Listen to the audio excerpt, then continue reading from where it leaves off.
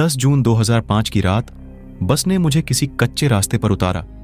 वहां आसपास कुछ पेड़ थे और एक सकरा रास्ता। एक पेड़ पर 8-10 कौवे बैठे थे।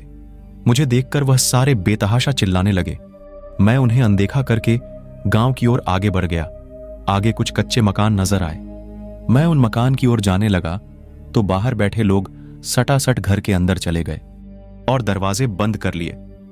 मुझे हैरत हुई। मैं वहीं एक मकान के पास झाड़ के नीचे बैठ गया। सोच रहा था कि किससे मदद मांगू। तभी अचानक मेरी नजर ऊपर पेड़ की डाल पर गई। वहां पर एक डरावनी काली बिल्ली बैठी थी जो मेरी ओर ऐसे घूर कर देख रही थी जैसे मेरा शिकार कर लेगी। मैंने उसे डराने की कोशिश की तो वह उल्टा मुझे ही घूरकर डराने लगी। कुछ देर बाद मैंने उसको अनदेखा कर दिया और फिर से वहीं बैठ गया। तभी अचानक उस बिल्ली ने पीछे से मेरी गर्दन पर वार कर दिया। उसने अपने चारों बड़े दांत मेरी गर्दन पर गढ़ा दिए और चारों पैरों के पंजों से मेरे कंधे नोचने लगी। मैंने फौरन उसे दूर हटाया और वहां से खड़ा हो गया। यह सब चल रहा था। तभी वहां पर एक डाकिया निकला और उसने मुझसे पूछा, मैं वहां क्यों आया हूं? मैंने उसे अपना मकसद बताया तो उसने कहा कि यहां के लोग आपकी कोई मदद नहीं करेंगे। ये सारे डरे सहमे लोग हैं। इस गांव में रात को भूत प्रेत का तांडव होता है। उस डाकिये ने कहा कि सामने हमारा घर है, वहां कोई नहीं रहता है। हम इस गांव को छोड़ चुके हैं और पास के गांव में रहने चले गए हैं। आप चाहे तो मैं उस बंद घर की चाबी आपको दे दूंगा। मैंने फौरन हां बोल दी, चूंकि वही मेरी सबसे बड़ी समस्या थी। अब गांव में एक घर मिल गया था और आगे फौरन मुझे अपना काम शुरू करना था। गले पर थोड़ी मरहम पट्टी करके मैंने काम शुरू कर दिया। कौवे वाली बात, बिल्ली वाली बात, लोगों के घर में चले जाने की बात और भूत प्रेत की अफवाहें, इन सबको तालबद्ध तरीके से मैंने लिखना शुरू कर दिया। उस गांव में मेरे लिए भरपूर मसाला था और डाकिये का मकान भी बड़ा था, तो शांति से मैं अपने काम में जुट गया।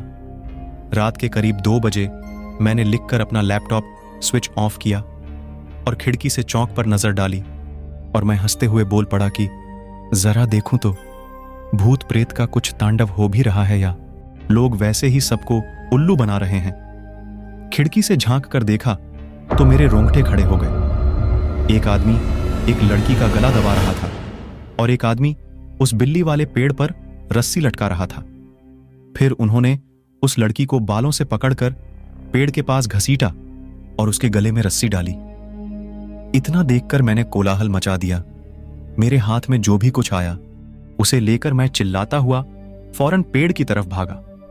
जब तक मैं वहां पहुंचा तब तक उन दोनों ने लड़की को पेड़ पर गले पे फांसी देकर लटका दिया था और लड़की तड़प रही थी।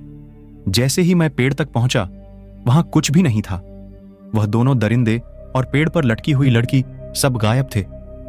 यह सब देखकर मेरे तो होश ही उड़ गए। गांव के सब लोग खिड़की से मेरी ओर देख तो रहे थे पर कोई बाहर नहीं आ रहा था।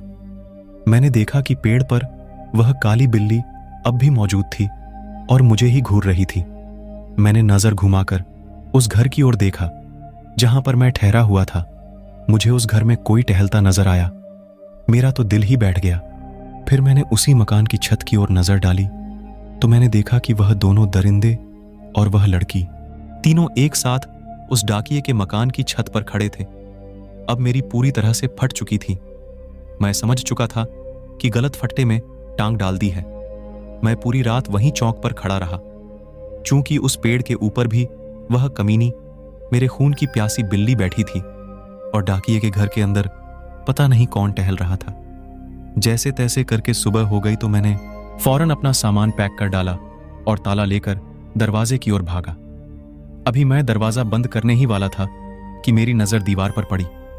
वहां जो देखा उसे देखकर मेरी जबान हलक से नीचे उतर गई।